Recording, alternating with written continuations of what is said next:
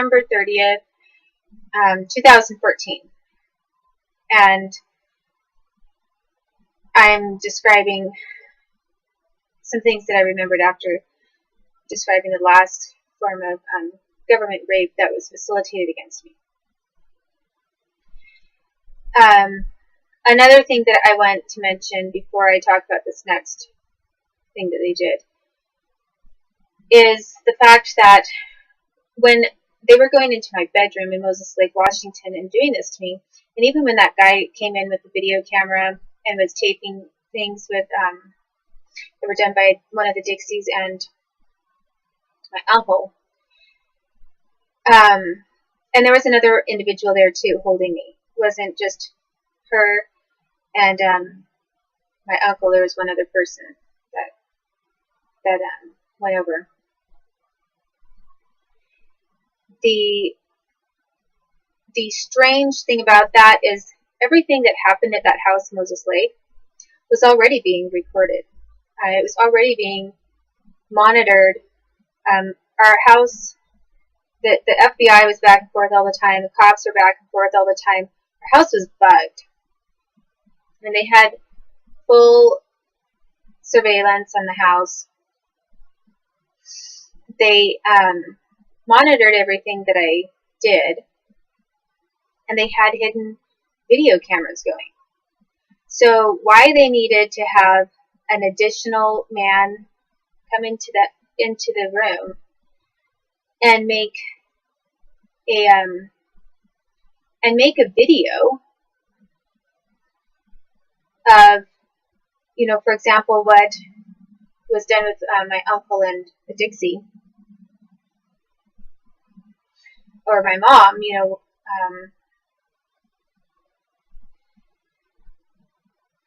I'm not really sure. Maybe the person, the government individual that was doing the filming with the handheld camera, also knew that the government was filming him with the handheld camera, filming my uncle, for example, and this Dixie. So then it was almost like three sets or three stages of blackmail, because who was videotaping him taping her? So it's almost like he was getting dirt on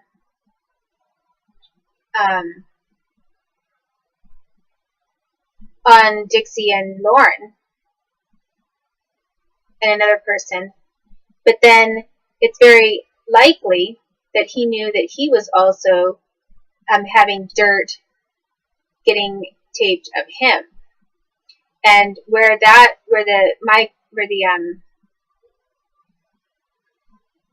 hidden camera information was going to, I'm pretty sure it had to do with NSA, the National Security Administration,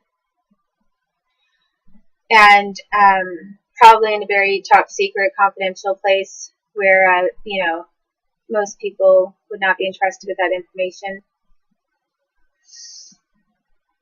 Potentially, it could have been another place that maybe more than one place, but it would have been extremely sensitive, obviously, information material.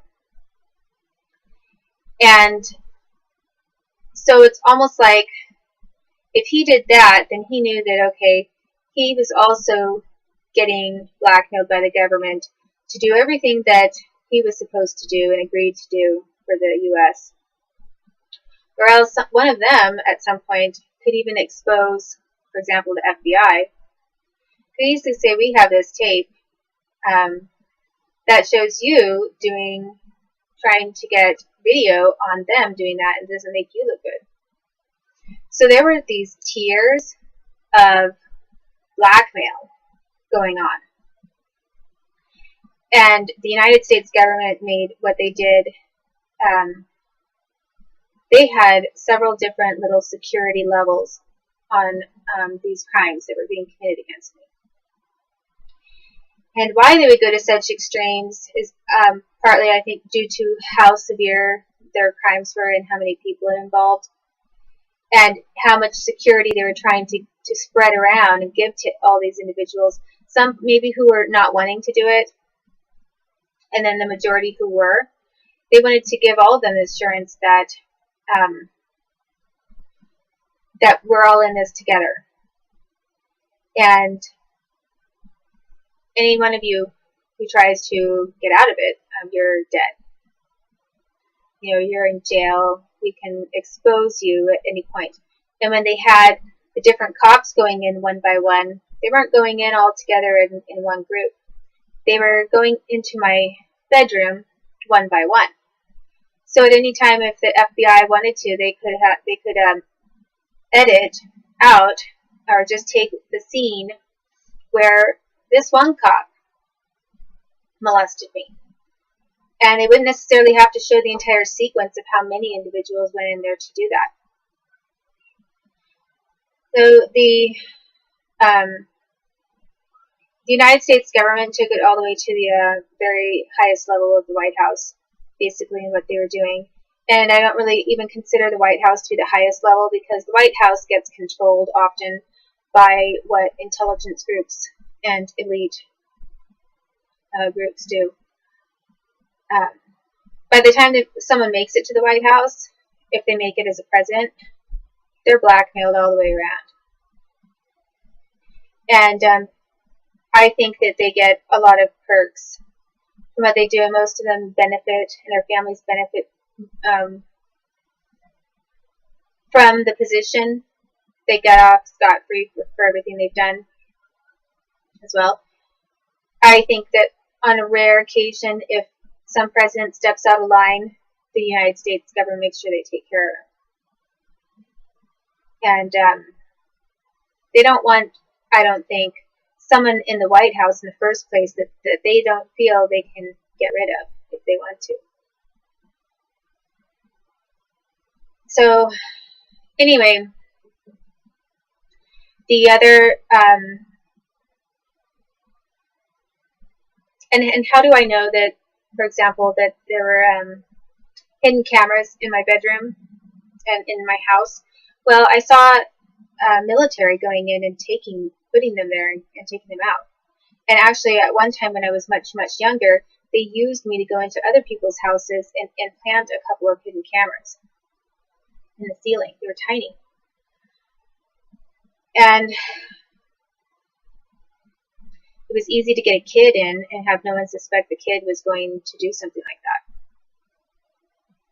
So then I saw myself one time, like they would say, hey, can you grab that over there for me? And they'd try to direct my attention to something else while they were in my room. Then they'd reach up and they'd grab something up from the light fixture that they had used as a hidden camera in my room. And they were periodically making checks. They were always going back and forth making checks on their systems and information and everything. And if they wanted the cameras to go out at any time or to edit stuff, they could do that. And it seemed to me that because of how many times I saw them going in and checking for cameras and taking things back and forth, I kind of thought that possibly there was some sort of a camera system that was like a chip of some sort that was able to store information. Because why did they have to keep going back and forth and removing stuff? I mean, they seems like if you had a hidden camera in, you could just put the hidden camera in and just leave it there. But on occasion, they were going in, or actually often, they were going in and making checks on all of their system stuff. And I think they were taking things out and putting things back. I also saw things like cassette tapes being exchanged with them. They would take things like that. But they already had a live line that was playing audio and video. So that's how I know that's what I was doing. The other thing that confirms that is that I would write a lot of songs. I mean, I wrote tons of songs, and I would act out a lot of my songs, do choreography for it, and kind of like MTV, like movie videos, and act out scenes and different things while I was making up these songs. And then I was finding my songs getting given over to other music artists that I never met or never gave my music to.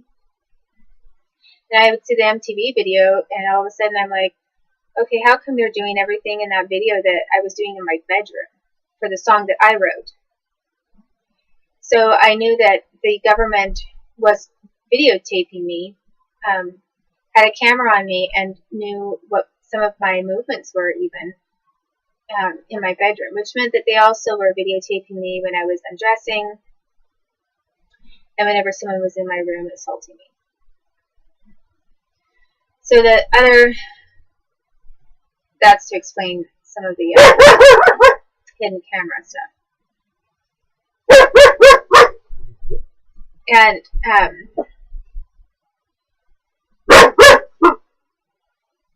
I also heard vaguely people talking about it occasionally.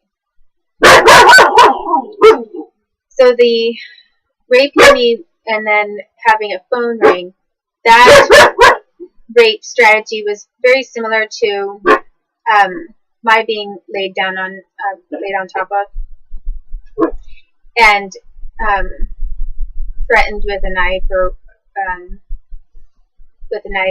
a weapon. But in this other situation, they did not want to use. They didn't want to use the idea.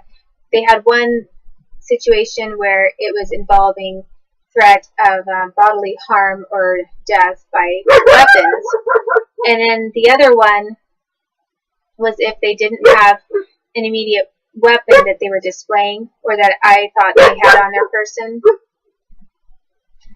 they were using a phone call. Like if I tried to resist getting raped or molested while they were lying on top of me, the phone would ring in the room. And so they started practicing this thing of having the phone ring, and someone would pick it up. Sometimes the person who was raping me would stop and pick it up. Other times there was another person in the room who was standing by and would pick it up. And then they were handing it over to me, sometimes saying, "Are you okay?" and that kind of thing. And if I didn't fake and say, "Yes, I'm fine," and then go along with it, they beat me up until I was bleeding and electrocuted me and said that they could kill me.